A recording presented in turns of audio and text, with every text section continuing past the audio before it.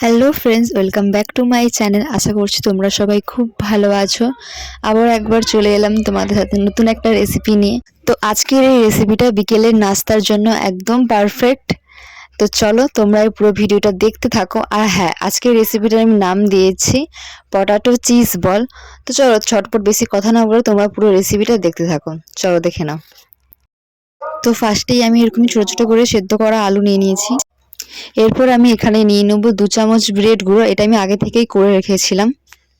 এরপর আমি এটাতে দিয়ে দিলাম ধনেপাতা কুচি আর সাথে লঙ্কা কুচি দিয়ে দিলাম। এরপর আমি দিয়ে দিলাম জিরে গুঁড়ো। এটা আমি বাড়িতে শুকনো কড়াইতে হালকা ভেজে নিয়ে গুঁড়ো করেছি। এরপর দিলাম হাফ চামচেরও কম কালো মরিচ গুঁড়ো।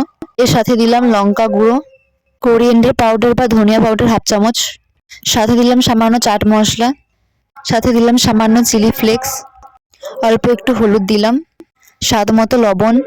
এবার আমি সমস্ত উপকরণ ভালো করে মিশিয়ে নেব। আর সেদ্ধ করা আলুগুলোকে ভালো মতো করে চেপে চেপে মাখতে হবে। তোমরা হয়তো আমার ভয়েসের সাথে আরও আদার্স ভয়েস শুনতে পাচ্ছ, তো কারণ তোমাদেরকে বলে রাখি আমার বাড়ির পাশে শীতলা পুজো হচ্ছে। তো আজকে তার বড় পুজো, আর তাই জন্য তোমরা হয়তো মাইকের আওয়াজগুলো শুনতে পাচ্ছ। তো আমি আলুর সাথে সমস্ত উপকরণ ভালো মতো মিশিয়ে নিয়েছি। এরপর আমি দুটো হাতে অল্প একটু তেল মেখে নিয়েছি ডোটা বানানোর জন্য, যাতে আমার হাতে করে লেগে না যায়। তো এরপর আমি অল্প একটু ডো নিয়ে নিয়েছি আর ভালো মতো গোল করে মাঝখানে একটু ফাঁকা করে আমি চিজের কিউব একটা দিয়ে দিয়েছি। আর তোমরা খেয়াল করে করবে যেন চিজটা যেন না বেরিয়ে যায়, কারণ চিজটা যদি বেরিয়ে যায় তাহলে ফ্রাই করার সময় চিজটা মেল্ট হয়ে যাবে।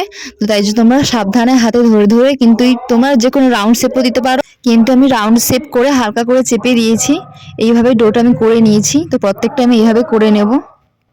তোমরা দেখতে পাচ্ছ প্রত্যেকটা চিজ বল আমার রেডি হয়ে গেছে। এরপর আমি একটা ব্যাটার বানিয়ে নেব। আর এর জন্য আমি একটা বাটিতে 2 চামচ কর্নফ্লাওয়ার দিলাম, সাথে অল্প করে জল মিশিয়ে নেব। আর আমি একটা থিক পেস্ট বানিয়ে নেব। তো আমার ব্যাটারটা রেডি হয়ে গেছে, দেখতে পাচ্ছ তোমরা। এরপর আমি সাথে নিয়ে নিলাম রোস্টেড ব্রেড গুঁড়ো।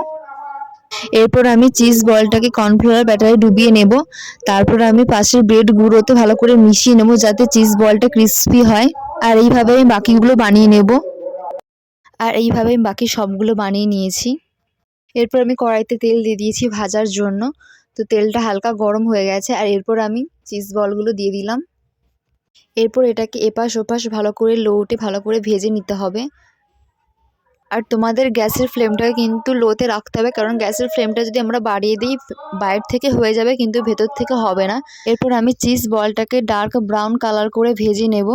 তো আমার ভাজা হয়ে গেছে। এরপর আমি এক এক করে আস্তে করে তুলে নিচ্ছি। এরকম করে আমি সবগুলো ভেজে নিয়েছি। তো চলো এবার একটু সাজিয়ে নেওয়া যাক। তো আমি এইভাবে সাজিয়ে নিচ্ছি।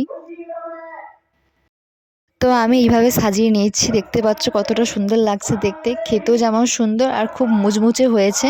তো তোমাদের যদি ভিডিওটা ভালো লেগে থাকে অবশ্যই লাইক কমেন্ট শেয়ার করবে। তো আরও এরকম যদি নিত্য নতুন কোনো রেসিপি তোমরা জানতে চাও তো আমাকে অবশ্যই কমেন্ট করো। আশা করি তোমাদের ভিডিওটা ভালো লেগেছে।